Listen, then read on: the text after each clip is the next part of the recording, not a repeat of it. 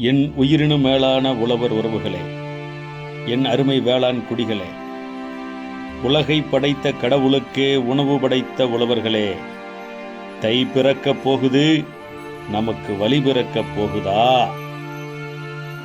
சுழன்றும் ஏற்பின்னது உலகு என்று சொன்னானே வள்ளுவன். ஆனால் இந்த உலகம் நம்மைத்தான் சுற்றி கொண்டிருக்கிறதா?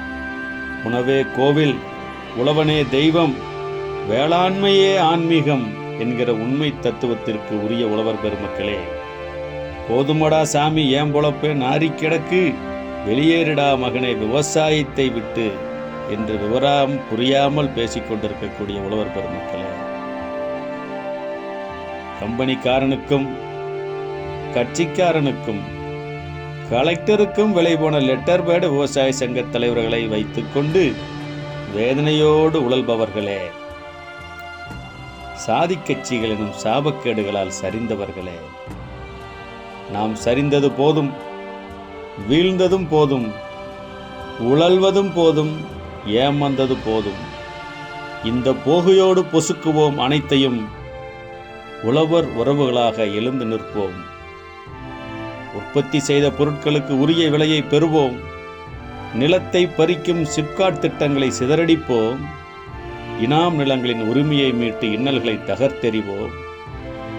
கல் மீதான தடையை உடைப்போம். கனிம வளம் காப்போம்.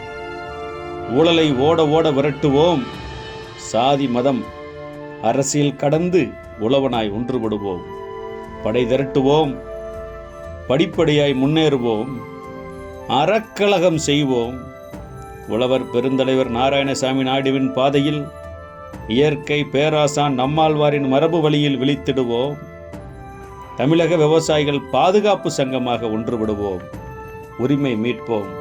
என் அருமை தமிழ் சமூகத்திற்கு திருவள்ளுவர் ஆண்டு 2056 தமிழ் புத்தாண்டு, தை திருநாள், நீராத்மா பெண்ணிக்குவிக் பிறந்த நாள், திருவள்ளுவர் தினம், மாட்டுப்பொங்கல், உழவர் தினம், பூப்பொங்கல் என அனைத்து திருநாளுக்கும் உங்களுக்கு தமிழக விவசாயிகள் பாதுகாப்பு சங்கத்தின் சார்பில் நல்வாழ்த்துக்களை தெரிவித்துக் கொள்கிறேன். நன்றி, வணக்கம்.